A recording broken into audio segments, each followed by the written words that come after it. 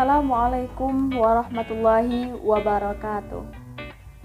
Alhamdulillahirabbil alamin, wassalatu wassalamu ala asyrofil anbiya'i wal mursalin wa ala alihi wa sahbihi ajma'in. Amma ba'du.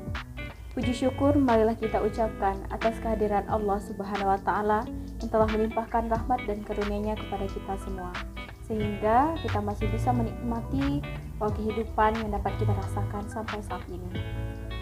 Salawat beserta salam tak lupa pula kita kirimkan kepada Nabi Muhammad sallallahu alaihi wasallam yang berlafazkan Allahumma shalli ala Muhammad wa ala ali Muhammad. Dengan tidak memperpanjang kata-kata mukadimah, baiklah saya di sini akan menjelaskan materi yang bertujuan untuk sebagai tugas UTS ataupun ujian tengah semester dari mata kuliah Keminangkabauan. Perkenalkan, nama saya Syifaur Rahma. Saya berasal dari kelas PAIE dengan NIM 2122182 dari jurusan Pendidikan Agama Islam, Fakultas Tarbiyah dan Ilmu Keguruan. Saya akan menjelaskan materi tentang media sosial masyarakat di Minangkabau. Dapat kita ketahui sebelumnya terlebih dahulu, ada 4 yang harus kita ketahui apa saja media sosial yang ada di masyarakat Minangkabau ini. Yang pertama adalah surau. Yang kedua, tapian dan pincuran. Yang ketiga adalah surau. Yang keempat adalah kerapatan adat nagari atau bisa juga disingkat dengan KAN.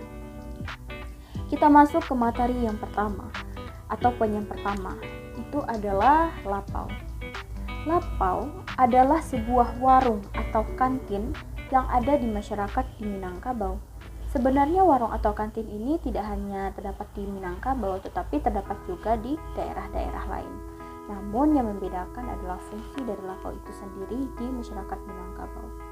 Lapau ini tidak bisa dipisahkan dan sangat erat kaitannya dengan Minangkabau. Dan lapau itu sendiri merupakan salah satu tempat media untuk berinteraksi dan bersosialisasi di masyarakat Minangkabau tersebut. Jadi apa saja fungsi-fungsi yang dapat kita ketahui tentang lapau tersebut? Secara umum kita ketahui bahwa lapau itu warung atau kantin. Jadi kita akan berpikir bahwa lapau ini sebagai sarana untuk jual beli. Karena selain jual beli itu masih ada fungsi-fungsi lain yang dapat kita ketahui dari lapau tersebut. Antara lainnya adalah yang pertama, lapau ini berfungsi untuk sarana bertukar informasi. Sebagaimana yang dapat kita ketahui bahwa masyarakat Minangkabau itu sangat suka untuk berkumpul, untuk berbagi informasi, untuk sharing apa-apa yang terjadi di daerah mereka. Mereka akan berkumpul di sana, mereka akan melakukan sebuah interaksi, mereka akan berbicara, mereka akan bertukar pikiran, dan mereka akan menyampaikan informasi-informasi yang mereka dapatkan antara satu sama lain. Yang kedua, lapau ini di masyarakat Minangkabau juga berfungsi untuk sebagai tempat berkumpulnya para kaum laki-laki. Kenapa kaum laki-laki? Karena di Minangkabau ini yang sering berkumpul itu adalah laki-laki. Karena laki-laki sangat suka untuk berkumpul. Mereka saling bekerja, saling berkumpul antara satu sama lain di satu tempat yang dinamakan dengan lapau tersebut. Yang kedua, lapau ini juga sebagai tempat ajang perlombaan, sebagai ajang sebagai tempat untuk pertandingan gitu. Kenapa? Karena biasanya di sana terdapat permainan yang bisa disebut dengan permainan koa dan permainan domino. Mereka melakukan taruhan, namun taruhan tersebut bukan berarti mereka melakukan hal-hal yang tidak baik. Selanjutnya adalah fungsi lapau ini sebagai sarana tempat musyawarah. Karena di Minangkabau itu tidak mungkin luput dari masalah. Mereka akan merundingkan suatu masalah yang terjadi di masyarakat mereka.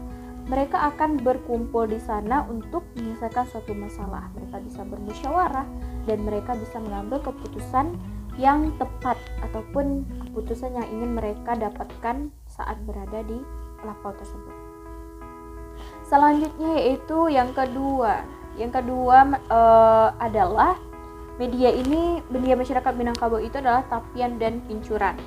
Tapian dan pincuran ini merupakan kita masuk dulu ke tapian ya. Tapian ini merupakan tempat mandi yang biasanya letaknya yaitu di pinggir sungai atau bisa juga berupa mata air. Tapian ini digunakan untuk membersihkan diri oleh masyarakat yang setelah mereka bekerja di ladang, di kebun ataupun di sawah, mereka akan membersihkan terlebih dahulu di sana dan mereka akan bertemu antara satu sama lain. Dan yang kedua itu adalah pincuran. Pincuran itu merupakan salah satu yaitu air yang memancur. Air yang memancur itu bisa diatur tekanan airnya melalui lubang-lubang yang ada di sana. Jadi kita masuk ke fungsinya. Apa saja fungsi dari tapian dan pincuran? Fungsi dari tapian itu bisa digunakan untuk membersihkan diri, untuk mandi, ataupun untuk bersih-bersih. Dan yang kedua itu adalah pincuran. Pincuran biasanya digunakan untuk mencuci pakaian, mencuci piring, yang biasa dilakukan oleh masyarakat, oleh kaum perempuan yang ada di Minangkabau.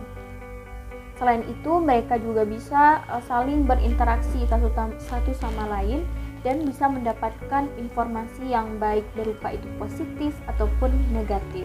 Jadi kita harus bisa memilah dan memilih di saat kita berkumpul di tapian dan pincuran tersebut.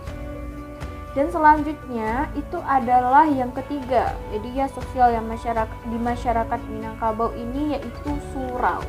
Surau ini tidak asing lagi bagi kita semua. Surau ini yang seperti yang kita ketahui sekarang itu tempat untuk mengaji untuk anak-anak MDA itu kan. Jadi surau ini merupakan salah satu media untuk penyebaran agama Islam di Minangkabau. Surau ini biasanya sangat dianjurkan tinggal di sana, yaitu anak laki-laki yang belum dewasa sampai mereka dewasa nantinya. Kenapa? Karena masyarakat Minangkabau ini menganut sistem matrilineal. Artinya apa? Artinya di rumah mereka itu tidak ada tempat untuk anak laki-laki mereka sebuah kamar. Jadi anak laki-laki akan tinggal di surau untuk belajar, untuk mendapatkan ilmu-ilmu yang berada di sana. Mungkin bisa berupa silat, mengaji, dan seni bela diri dan segala macamnya. Selain itu, surau juga bisa digunakan sebagai tempat untuk peribadatan. Itu biasanya digunakan untuk salah satu contohnya itu yaitu suluk, yaitu tempat berdiam diri. Selanjutnya kita masuk yang keempat, yang terakhir, yaitu adalah kerapatan adat nagari atau kita sebut juga dengan KAN. Kerapatan adat nagari ini adalah suatu lembaga yang ada di masyarakat Minangkabau yang berguna untuk melestarikan dan menjaga kebudayaan di daerah mereka tersebut, di nagari itu. Jadi mereka harus melestarikan dan membudidayakan apa-apa yang ada di daerah mereka. Selain itu, ada fungsi lain dari kerapatan adat nagari ini. Apa saja fungsinya? Yang pertama, mereka biasanya menggunakan di kerapatan adat nagari ini biasanya mereka menyelesaikan masalah pusako. Mereka bisa menyelesaikan masalah sangketo pusako, bisa menyelesaikan masalah-masalah yang melanggar hukum adat, yang melanggar hukum-hukum syara. Itu dapat diselesaikan di kerapatan adat nagari. Jadi kesimpulan yang dapat kita ambil dari materi ini ada empat media sosial di masyarakat Minangkabau, yaitu adalah surau. Yang pertama adalah lapau, yang kedua adalah tapian dan pincuran, yang ketiga adalah surau, dan yang keempat adalah kerapatan adat nagari. Itu merupakan media masyarakat ya. Itulah pentingnya kita mempelajari Minangkabauan. Ada beberapa hal yang tidak kita ketahui, misalnya tapera pincuran itu mungkin sudah sangat jarang ya untuk diketahui. Jadi sebagai masyarakat Minangkabau kita harus tetap bisa mengenali apa-apa saja yang ada di daerah kita, yaitu Minangkabau sendiri. Jangan sampai kita tidak melestarikan dan menjayakan apa-apa saja yang ada di Minangkabau. Mungkin hanya itu yang dapat saya jelaskan tentang materi ini. Saya mohon maaf jika seandainya ada kesalahan dan kekurangan dalam penyampaian, dan saya akan berakhiri dengan Assalamualaikum warahmatullahi wabarakatuh.